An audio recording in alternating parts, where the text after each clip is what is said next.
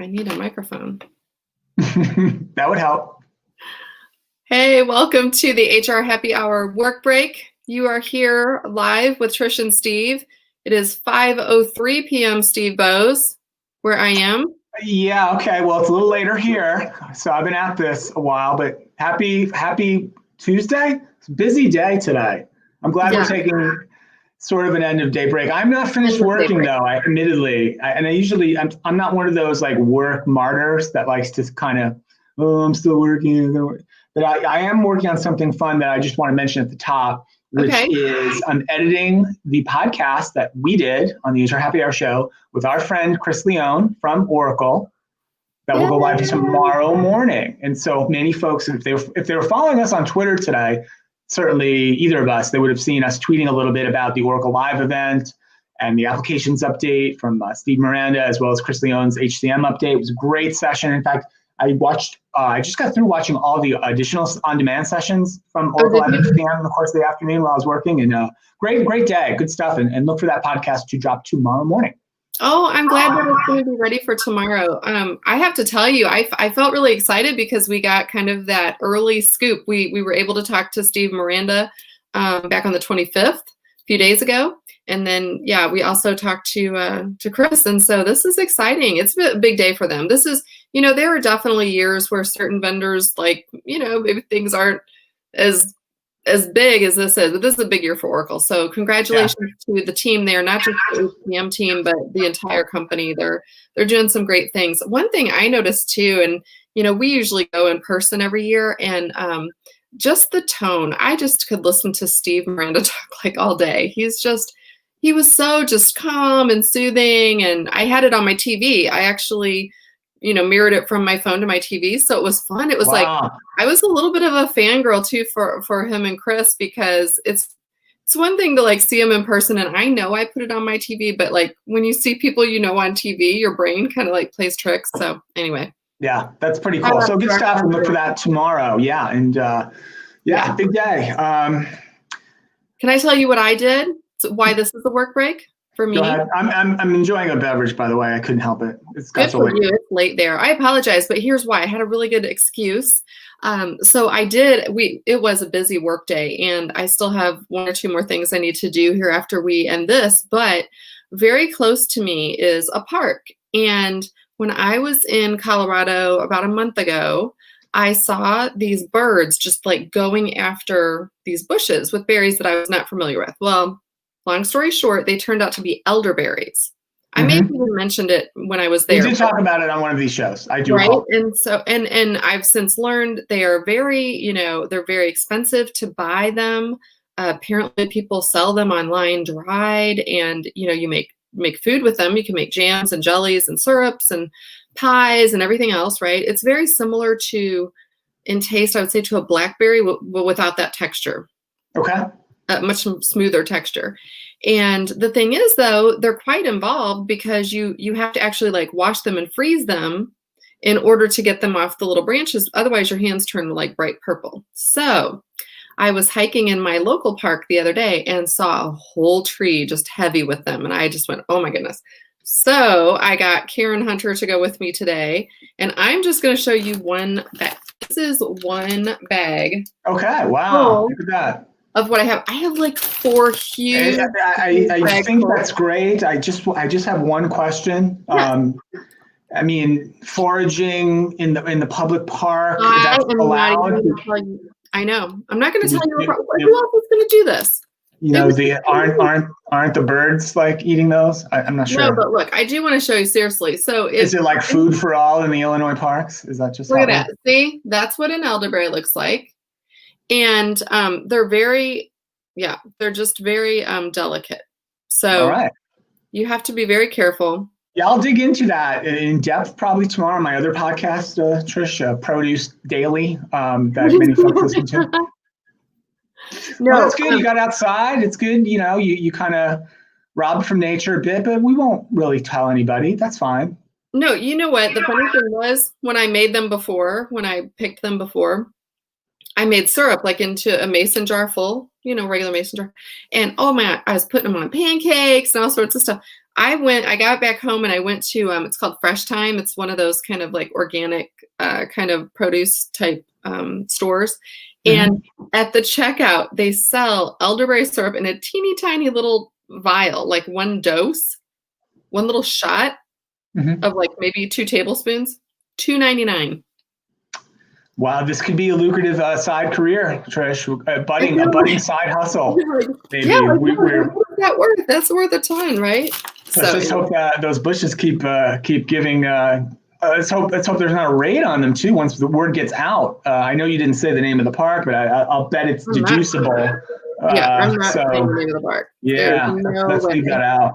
That's really cool. So, yeah, well, good stuff. I was kind of here all day. It rained really hard. I didn't get the chance to go out, but I've been trying really hard, Trish. We talked a lot about exercise throughout the pandemic and the fact that you just can't really get any equipment, right? It's just not available, right? And so the other night I was like, I'm going to try again. It's been a while. Scrolling through Amazon, page after page after page. I just really want to get another set of dumbbells. Finally, I found a listing for a set of dumbbells for 40 pounds. 40 pounders, which is kind of what I needed. Okay. So excited. I ordered it. It's going to come in about a week. That's cool. I can wait a week. Thought I did everything right. Thought I understood what was going on. Box shows up at my door today. Yeah. That's exciting. Grab the box. Feels heavy, but maybe not as heavy as I would have expected, right? 2 40-pound dumbbells is pretty heavy to pick up. That would be 80 pounds. I open the box. 1 dumbbell. No. Just 1. Such a disappointment. I haven't had a chance. So we were busy today. I haven't gotten back online to Amazon to see, did I screw it up? Did they screw it up? Is there another one coming? I have to figure that out. So I did get 1 dumbbell and I did use it today a little bit as well. So, but not. Yeah. That's exciting. Yeah, semi-excited. Hey, you want to know what else I'm doing? We were talking about, we have our webinar is tomorrow with Serena. That is tomorrow.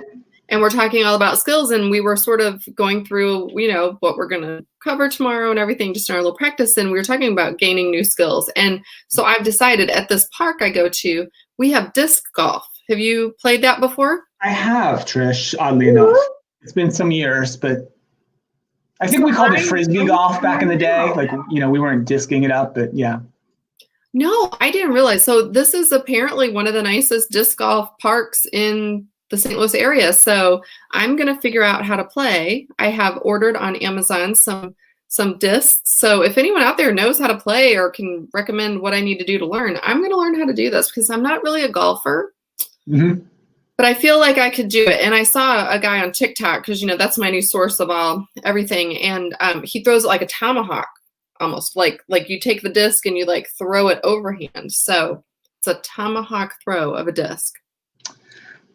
Sounds fun. I would love a report back on that. I will. It may be a few weeks. Yeah. It may be a few weeks, but I am, what I think you should always do that. Try and learn new things. Who knows? I may be horrible at it, but we'll see. I had to look up one thing I wanted to mention before we wrap. I had to look up something today, just like a term, definitional deal, right, for our webinar. And I ended up, as many of those kind of searches do, right? You end up on a Wikipedia page, right? Which is great. I love Wikipedia. We all use it. We probably quoted from it way too much, but it reminded me, Trish, like back in the day, of course, right? I'm a slightly older fellow. We didn't have Wikipedia, right? We had an actual encyclopedia. When you were a kid, did you have encyclopedias in your house? Like the actual bound encyclopedias?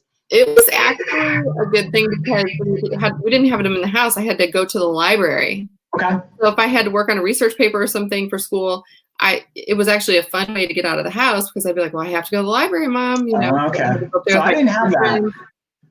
I had the books in the house. Like I think it was one of those deals where like your parents went to the supermarket and every week a new book would be there and they'd pay like $8 for like, volume A, and then you get B and then you get C, and it took like 3 years and you'd get them all. And so as a youngster, I was pretty young. This is not like high school age. I'm talking about 8, 9, 10 range. Yeah. I would just be so bored. I wouldn't want to go to sleep, but your parents make you go to bed early, blah, blah, blah. So I'd grab the encyclopedia. I started with A, right? Because that was the first one I had.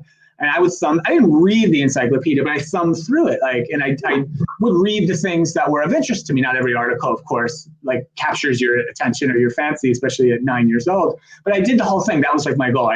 I went all the way through. Took me a couple of years. I'm getting near the end, and we don't have W. For some reason, my parents get every other book. We hop from V right to XYZ. XYZ sucks. There's nothing in XYZ. There's no W. I read this whole damn encyclopedia. There's no W. And for years, I see a picture of a walrus. I wouldn't know what it was. I missed out everything. Whale, watermelon, wetlands, wrestling. I missed all of W. There's a gap in my knowledge. My W knowledge. Oh, you poor thing. Well, I mean, I feel like you're really kind of a fancy family that you had your own set. No, this was not fancy. No, this was the farthest from it. But we did have the encyclopedias, and I did read them. So the real question is, was it encyclopedia? No, no? Come on. It was called Funk and Wagnalls. Does that? I don't know if that thing exists anymore. I should Google that. Anyone out there know the Funk and Wagnalls? That was the actual publisher. Oh my goodness. I remember them. They were burgundy, fake leather bound, not, fake gold embossed. It was. They're probably worth something if you still had them. I should go out on eBay and try to get the W. That's what I should probably do. Oh, you know what? Hey, I'm going to tell on you. You've got a birthday coming up. I do. In just a little over a week. And yes. So maybe some kind person out there will give you the W. Chapter W, Volume W. I think they were called volumes. Volume W of the encyclopedia. And if it's Funk and Wagnalls, even better. That would be a find. Yeah, someone sends that to me. That'd be pretty cool. Anyway, I wanted to tell that little story. I thought it was funny today when I thought of it. Good stuff. And you didn't notice I was wearing my latex gloves the entire show. I was trying to I took a couple of drinks, but you didn't notice. That's an very inside joke on the Happy Hour Work Break today. We don't have to explain it. Oh my gosh. No, I'm going to tell it real quick now too. So back in the beginning of March, before this pandemic was a thing here, we went to Las Vegas for Ultimate Connections. So hi to our friends at Ultimate. Connections was amazing. We had a great session. We learned lots. Of course, Kronos was just coming together with them. We talked to Aaron Ain. It was really great. But you showed up with masks and latex gloves. And I remember thinking, A, that you were crazy. And B, I was daring you to wear it. I'm I dare you to show up to Connections with latex gloves on. And here you are. And actually, you were smart. You were smart. And let's not leave out the second part of that story, which was I split my supply of masks and gloves with you because you didn't have any, as I recall. Yeah, because after a couple days there, we were starting to everyone was starting to. Things were unraveling very rapidly that week. It was unraveling, and we were all kind of well, we might need some masks. I had to scrounge them up. I only could get 6 or 7 myself. I couldn't even buy them, and I gave you half of them. So let's just be very clear that all right. I split my PPE. Is that it? Yes. Yes. In our hour of need. So there you go. Thank you so much. My family thanks you because that's who I gave the 6 we survived. Yeah. One to each, each person. And my parents each got one. So we all thank you. So. It worked out well. All right. Well, thank you everyone for listening. Hopefully you're having a great week. Let us know what you're up to and what we should talk about next. Come see us on our webinar tomorrow. That's right. Eastern. If you haven't sign up now. It's not too late. It's going to be a good one. Follow us on Twitter. We'll tweet it out again. All right. Bye, everyone.